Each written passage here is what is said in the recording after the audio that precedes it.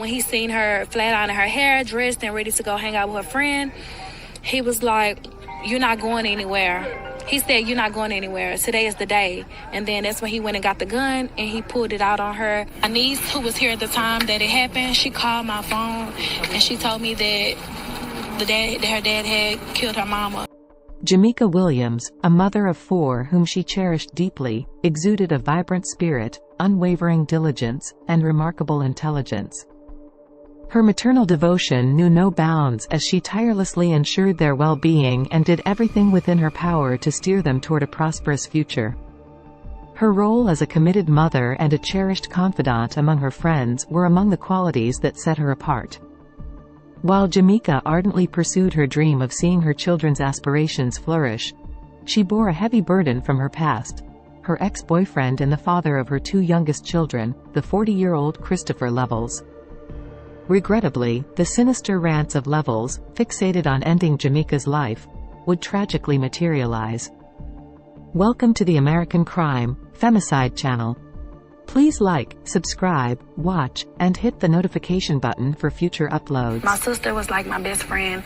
We talked literally every morning, every afternoon, every night. We're sending each other funny things on Instagram daily. It's just, she was like the rock of our family, and we're just hurting. It just feels like a bad dream that I can't wake up from.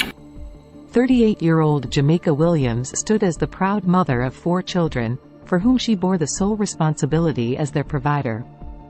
Her commitment to this role was unwavering, earning her the adoration of her children who deemed her an exceptional mother. She always talked about me graduating, and now that I'm finally a senior, this is supposed to be me and her year. She always talked about my prom, coming to my games, and just watching me walk that stage as a senior. And I'm not a regular senior, I'm a senior with honors. When not tending to her familial duties, Jameka found solace in the company of friends and cherished moments with her family. Let's go! They got him fucked up.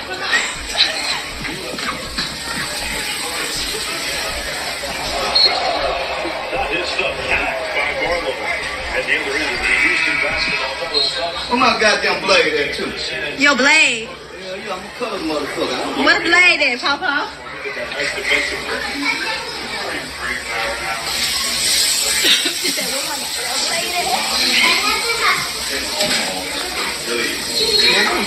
said, "We don't got that blade." It's a prank, girl. It's a prank. Williams had shared a lengthy relationship with Chris Levels, from which 2 beloved children had been born. Despite her love and affection for her offspring, she had decided it was time to move on, a choice she had clearly communicated to Chris. Her family shared the same sentiment. I've seen snakish ways in this guy's, like times where I didn't came to my sister's house before, and this guy walk in the house with only food for himself, no food for the kids, no food for my sister. And right then and now I knew how selfish he was, because how can you come home without food for your family and you the man of the house? You only come home with food for yourself. And right then and now I knew he wasn't right for my sister. Unfortunately, Chris's own family had disowned him, and he had become somewhat of a burden to the Williams family. This guy been around our family for over 20 years, and like we did nothing but show him love. He couldn't even go stay at his own mama house. He couldn't go stay at his brother's house, his sister, nobody from his blood family. But we took him in for 20 plus years. He never brought nothing to the table, only took away.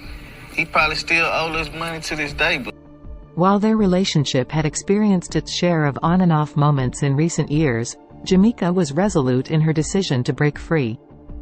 However, Levels was unwilling to release his grip, having relied on Jameka as both his provider and lover for an extended period. On a fateful December 10th, Levels arrived uninvited, inquiring about Jameka's evening plans. Learning that she intended to meet another man for drinks ignited a furious rage within him, leading him to reaffirm his prior ominous, killing threats. Tragically, he followed through on this dark promise. They were not together. She only let him come around so much because the children, they love their dad so much, so they always want him around. My sister felt sorry for him, so she would let him come spend nights and things like that. She told him that he had until Sunday, which was the 12th, to to stop just popping up and, spending the night and things like that. She was in the mirror flat ironing her hair. She was going to hang out with a guy friend. And he was just so jealous where he couldn't stand it. And first he took her car keys and was like, "You're not going nowhere," and she was like, give me my keys. Or my nieces are telling me the story because they were sitting there when he did it. Right. And she was asking for her keys, so he was arguing with her, cursing her out and things like that. So she just looked back in the mirror and continued flat ironing her hair. He went to the kitchen, got the gun, brought it back to the room and put it up to her face. He said, "B, I'll kill you." She said, "Get that gun out of my face." And she turned her head. She was still flat ironing her hair. And then he was like, "Today gonna be the day. Today gonna be the day." And then he just shot her in her face. And then he ran to the door. He looked back and said, "Damn, I shouldn't have did this." And then he sped off in her car. Gunned down in front of her own children. Police say she was shot by her on and off again boyfriend, who was also the father of 2 of her kids. New at 10 ABC 13's Brooke Taylor just spoke to family members in Brooke. It's been 3 days since the shooting, and that man still isn't in custody. It has, Erica. It's been 72 hours, and Houston police still have not named this suspect who they're looking for, so we can't name him. But family members of the victim tell me that he has threatened her before, but they say they never took the threat seriously because he was really part of their family and they have children together.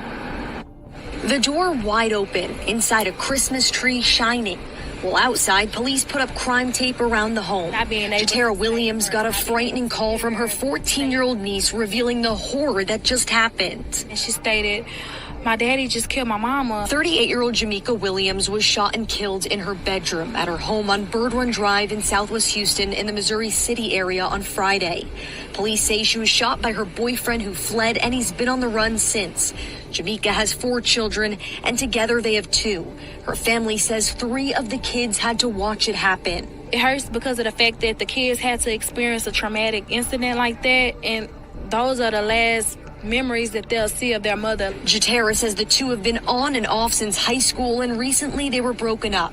Before the shooting, she says her sister was getting ready to go out with friends, and he grew jealous. When he seen her flat ironing her hair, dressed and ready to go hang out with her friend, he was like, "You're not going anywhere." He said, "You're not going anywhere. Today is the day." And then that's when he went and got the gun and he pulled it out on her. Recently, city leaders got together to share domestic violence numbers in our area.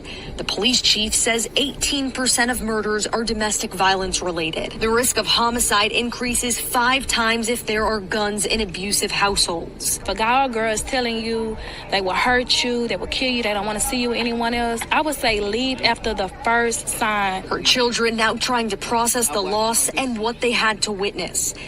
Levels fled the scene in Jameka's car and remained in hiding for 6 days. Ultimately, he turned himself in on November 16. If charged with first-degree murder, he is potentially facing a lifetime of imprisonment upon conviction.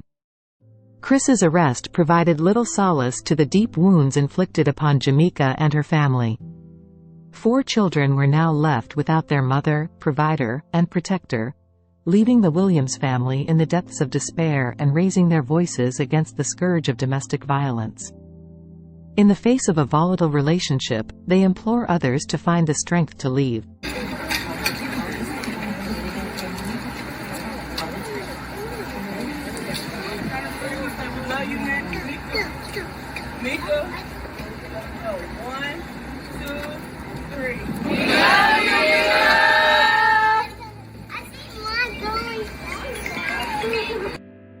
The Williams family has established a GoFundMe campaign to assist with funeral arrangements, scheduled for November 25.